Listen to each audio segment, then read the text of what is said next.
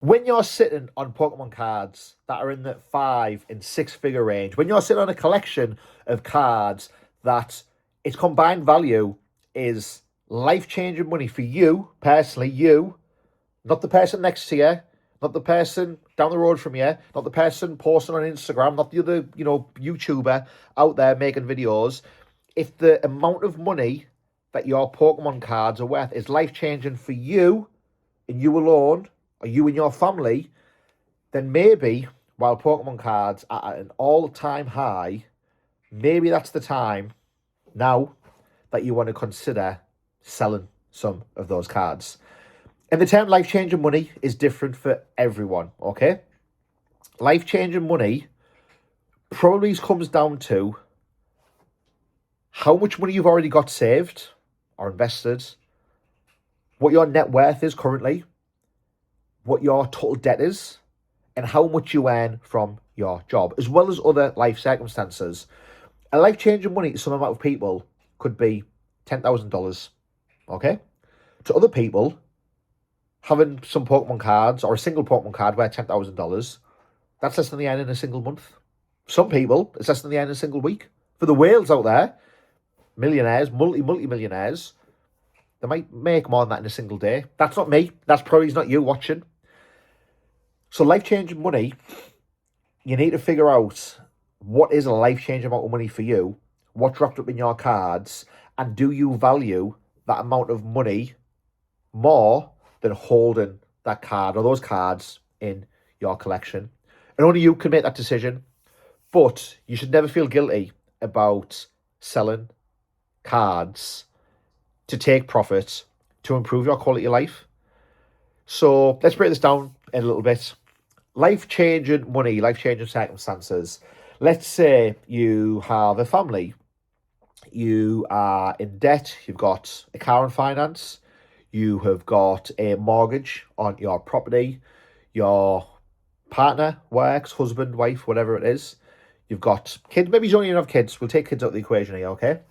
You've got a partner, whether it's a husband, wife, boyfriend, girlfriend, whatever, who works full-time. You work full-time. Maybe you don't like your job and it's just a means to an end. Maybe the pay isn't that great. Maybe you don't have much savings. Maybe you will only work in that job to cover the bills that you have every month, the car finance, the mortgage, credit cards, any other debt you've got, just your general weekly and monthly living expenses. Let's say that you have some Pokemon cards, not your entire collection, but let's say a couple of cards in your collection are worth a lot of money. And a lot of money is relative. A lot of money, what I would consider a lot of money, could be more or less than what you would consider a lot of money. But let's say you've got a handful of cards, a couple of slabs, maybe it's a booster box or a couple of booster boxes, and that's more than an entire year of your household's combined collective income.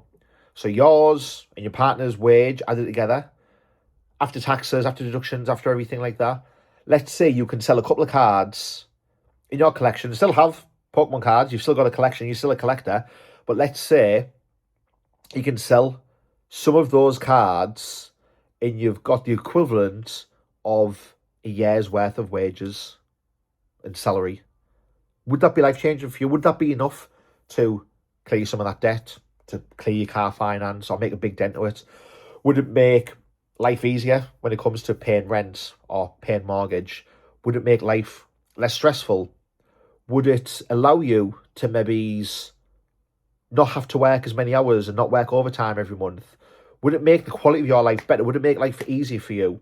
And if it would, and if you're sick of, having to be working all the time and paying all this debt and things like that, would shifting and taking a few of those bits of cardboard you've got and selling it while the markets are at all-time highs, pretty much, while demand is probably the highest it's ever been, would selling some of those cards, cashing out, maximising and realising that profit, make your quality of life, your day-to-day, your week-to-week, your month-to-month, would that improve your regular day-to-day life? If the answer is yes, what are you waiting for? Why are you not selling those cards? If you have got money in savings and you don't quote unquote need the extra money now, by all means, hold on to your collection. You might be holding out for, Pokemon cards to double, triple, 5x, 10x from where things are now before you want to sell. You might be in the position to sit on your cards for another 25 years, 30 years before you sell. But would you benefit more now selling the cards and improving the quality of your life right now? If selling some of your cards is going to massively improve the quality of your life right now, I would 100% be selling the majority of those cards if the money was going to improve my quality of life, if I could benefit from that money. If the amount of money I've got in savings, the amount of money I earn each month, if my outgoings, if everything's in check right now, I don't need the extra money, and I've got confidence that these cards are going to go up, keep holding them. Keep holding them for 5 years, 10 years, 20 years, 30 years, whatever it might be, and sell when the price is right, okay? Just like Bruce Forsyth told us the price is right. But until then, if you could benefit right now, improve the quality of your life, to me, it's a no-brainer to sell those cards. But only you can make that decision. And don't feel peer pressured by other YouTubers. Don't feel pressured by me just because I'm saying sell your cards. I'm not saying everyone should sell the cards. I am saying if you feel that your financial position, you're struggling currently in life, and by offloading some of your cards would dramatically improve the quality of your life, then my advice would be to sell. And this is not financial advice. It's just entertainment. But don't be hoarding these cards if you are struggling financially, if you're struggling to pay your bills each month, if you're struggling and stressing about rent or mortgage or paying whatever you've got, and you know you've got all this value in your Pokemon cards, and you've made a lot of profit because you bought, years gone past when prices were a lot lower, it might be a good time to sell.